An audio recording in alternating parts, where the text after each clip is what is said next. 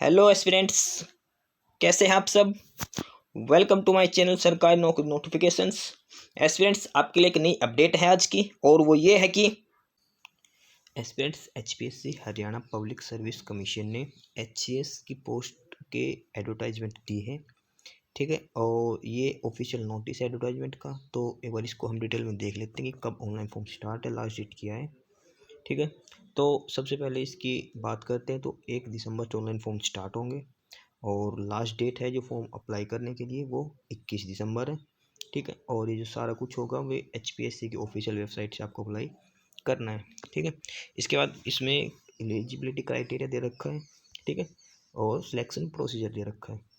ठीक है, अब आगे देखते हैं इसमें। तो सबसे पहले इसमें वही है, लास्ट डेट है 21 दिसंबर टिल 11:55, मतलब रात को 12 बजे से पहले 21 दिसंबर लास्ट डेट है फॉर्म अप्लाई करने की। ठीक है, तो जो भी कैंडिडेट अप्लाई करना चाहता है वो 21 दिसंबर से पहले अप्लाई कर सकता है। और अगर किसी को कोई भी इन्फॉर्मेशन या कुछ भी चाहिए इस चीज़ के रिगार्डिंग, तो उन्होंने अगर टेक्निकल फॉल्ट आता है तो कॉन्टैक्ट नंबर है, और मेल आईडी के लिए मेल आईडी डाल रखी है, आप मेल भी कर सकते हैं अगर आपको कोई भी इशू आता है। ठीक है, टाइमिंग दे रखी है सुबह 10 से शाम के 6 बजे तक। ये वर्किंग आवर यानी कि सोमवार से शुक्रवार के बीच में आप कोई भी क्वेरी हो आप इनसे पूछ सकते हैं यहाँ पे कॉन्टैक्ट करके। ठीक है, तो ये था। अब इसमें देख लेते हैं किस क्या पोस्ट है। ठीक, मतलब कितनी वैकेंसी है किस पोस्ट के लिए। जैसे एचसीएस की है, इसमें एक पोस्ट है जनरल के लिए, एक बीसीए के लिए, एक ईडब्ल्यूएस के लिए, टोटल 3 पोस्ट है एचसीएस की। ठीक है, और डीएसपी की बात करें तो इसमें टोटल 6 पोस्टें हैं। और ये एक्साइज एंड टैक्सेशन ऑफिसर वाली बात करें तो ये टोटल 8 पोस्ट हैं इसमें। और फूड एंड सप्लाई कमीशन की बात करें कमिश्नर की, तो उसकी 2 पोस्ट है। और असिस्टेंट रजिस्ट्रेशन कोऑपरेटिव सोसाइटी की 1 पोस्ट है इसकी भी। ठीक है, और ईटीओ की बात करें असिस्टेंट एक्साइज टैक्सेशन ऑफिसर की, इसकी 19 पोस्ट है। और block and development panchayat officer इसकी 37 पोस्ट है। ठीक है, तो ये डिटेल में पोस्ट दे रखी है सारी अलग अलग। ये टीएम की 4 है, डीएफएसओ की 1 है, एईओ की 12 है, और नायब तहसीलदार की 20 पोस्ट है।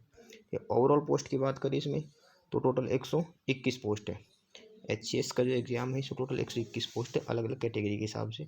और ये जो भी पोस्ट है ऊपर जो पोस्ट का नाम दे रखा है और एब्रीविएशन यूज़ कर रखे हैं उनकी फुल फॉर्म यहाँ पे दे रखी है। डीएसपी का, ईटीओ का, डीएफएससी, एआरसी, ईटीओ, ये सारे इनका फुल फॉर्म दे रखा है, पूरा नाम दे रखा है ऊपर जो पोस्ट कोड दे रखा है उनके हिसाब से। ठीक है, इसके बाद आगे बात करते हैं इसमें।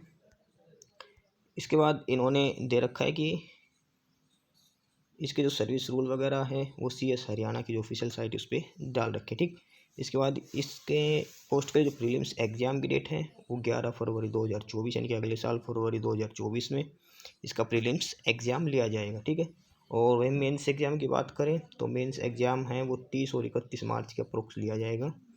ये इन्होंने पहले से दे रखा है, पहले से फिक्स कर रखा सारा शेड्यूल। ठीक है, और वाई यानी कि जो इंटरव्यू वगैरह तो वो बाद में डेट दी जाएगी इसकी। ठीक है, ये सब था। और इसके बाद सेंटर ऑफ एग्जाम के बता रखे प्रीलिम्स और मेंस का एग्जाम वो आपके एडमिट कार्ड में आएगा, और एग्जाम सेंटर में कोई भी चेंज नहीं किया जाएगा। ठीक है, अब इसका देख लेते हैं कि एग्ज़ाम किस वे में होगा। इसके लिए 3 स्टेज हैं इसमें। पहली है प्रीलिम्स एग्ज़ाम होगा। प्रीलिम्स एग्ज़ाम में 2 पेपर होंगे। पहला होगा जनरल स्टडीज़ का 100 मार्क्स का। सेकेंड होगा सिविल सर्विस एप्टीट्यूड टेस्ट, वो भी 100 मार्क्स की। प्रीलिम्स सिर्फ 200 नंबर का होगा, और ये MCQ बेस्ड क्वेश्चन होगा। इसमें 1/4 नेगेटिव मार्किंग होगी। ठीक है, ये है इसका प्रीलिम्स का। और इसके लिए क्या लिख रखा है इन्होंने कि जिस पेपर 2 होगा सिविल सर्विस एप्टीट्यूड उसमें 33% मार्क्स ही चाहिए, क्वालिफाइंग नेचर है। ठीक है, और इसके साथ पेपर 1 की कट ऑफ के बेस पे लिस्ट लगेगी। ठीक, इसके बाद इन्होंने ये भी लिख रखा है कि क्वेश्चन पेपर में 5 ऑप्शन होंगे। अगर कोई ऑप्शन नहीं आता तो आपको ऑप्शन ई मैंडेटरी फिल करना। अगर वो नहीं करते आपकी 1/4 नेगेटिव मार्किंग कर ली जाएगी। यानी कि पेपर में 5 ऑप्शन होंगे, 4 क्वेश्चन के रिलेटेड। 5वां होगा कि भाई हमें अटैम्प्ट नहीं करना। अगर आप 5th ऑप्शन भी नहीं लगाते किसी क्वेश्चन पे तो आपको 0.25 मार्क्स कट कर लिए जाएंगे। ठीक है, यानी कि अगर कोई क्वेश्चन नहीं आता तो उस पर ऑप्शन ई लगाना मैंडेटरी है।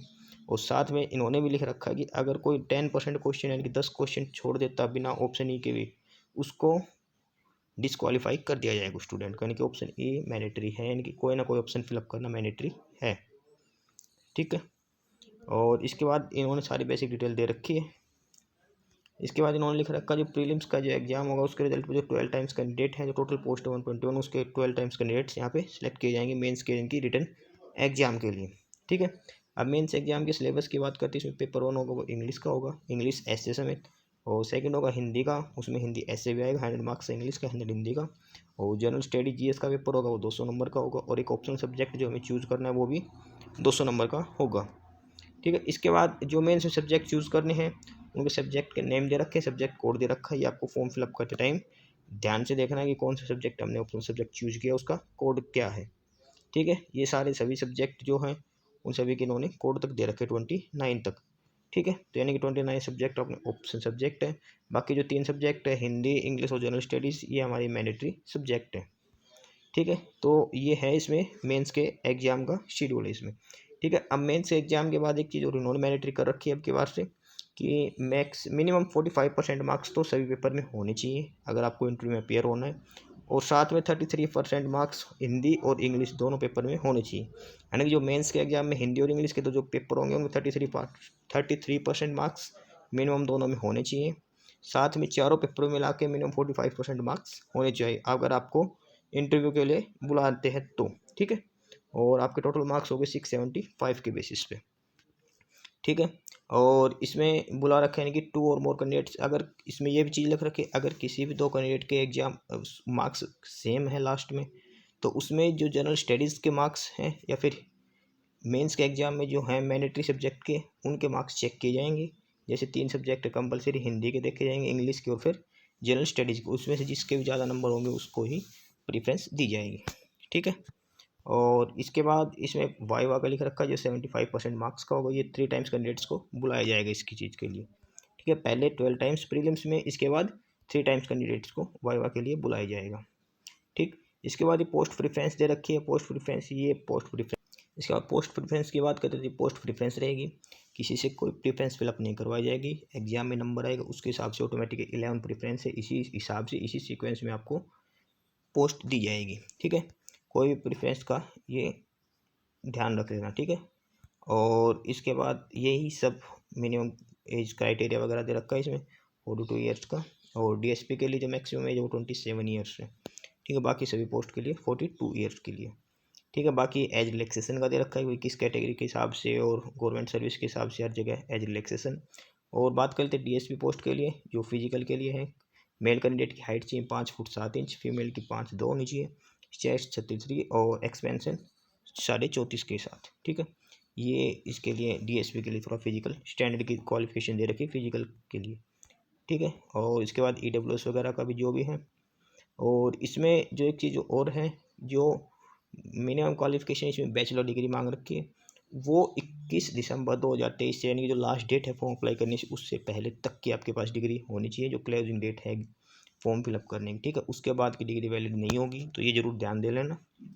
ठीक है, और एप्लीकेशन फ़ीस की बात करें जनरल कैटेगरी के लिए 1000 रुपये और अदर स्टेट वालों के लिए 1000 रुपये, फीमेल कैंडिडेट्स के लिए 250 और SC BC और EWS वालों के लिए भी 250 है फॉर्म फिलअप करने की फ़ीस।